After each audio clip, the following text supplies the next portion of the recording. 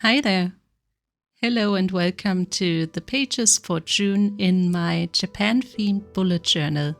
I'm focusing most of my energy on the cover pages for each month, and back when I was brainstorming for cover ideas, I thought I would paint a geisha at some point.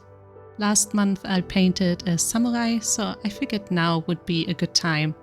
But while I was looking for reference images, this idea of painting a geisha morphed into basically any woman in a kimono, or maybe a yukata, which is the summer version of a kimono. And once I found the reference photo, I thought, okay, this is going to be the cover.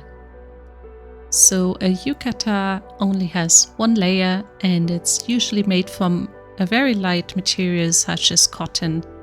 Yukata also often come in very colorful patterns, which we will see later, and they are often worn in summer for events such as fireworks.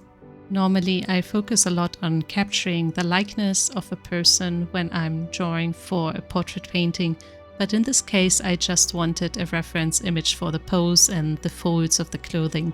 I made some adjustments, in particular the colors of her yukata and her belt.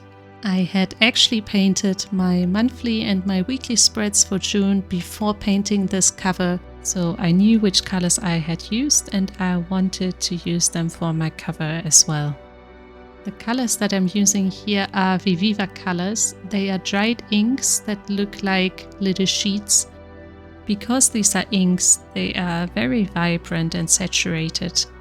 And initially I didn't want to use them for her skin because of that.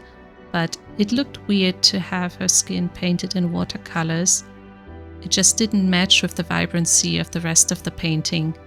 But later I just used some white and yellow ochre gouache on her face to tone down the saturation, and I think that was a good balance. It also helped because I wasn't quite happy with the placement of her mouth, so I moved it around a tiny bit. Also, this paper allows you to lift your paints, and this turned out to be slightly problematic because I'd already put down a lot of the black paint, and when I went over these areas again, it started to feather and bleed into the areas around it. You can see this next to her belt or her hair.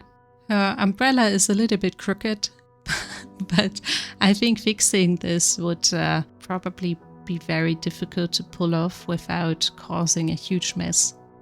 At some point I decided to no longer fuss with this because it might just make things worse, and just leave it like this.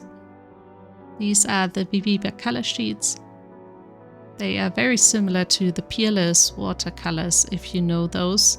These are basically sheets of dried ink, and you can re-wet them with water. Some of them look vastly different in their dried shape to what the actual colors are. These are a nice portable product if you are painting a lot on the go, which I don't, but I still like them. I think they'd be great for urban painting and sketching. They are particularly nice if you want vibrant paints. They're less ideal if you want to mix or tone down your paints.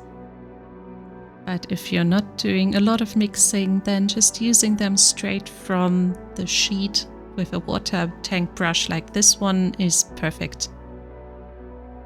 The reason why I used them here is because I wanted to theme my pages around yukata patterns. To find inspiration for these patterns, I looked on a website for used kimonos and yukata. This is the website. Most of their kimono and yukata are used, but they're extremely affordable, and I've actually bought a kimono from them before that I will probably never wear, but that's just to reassure you that this is a legit website in case you're interested. Anyhow, I really like the look of this dragonfly yukata. The paint seeped through the binding though and spread onto other pages, so that was not quite ideal. With the next pattern, I accidentally went a bit too saturated with my yellow. One of the difficulties of using the Viviva colors is how to tone down the saturation.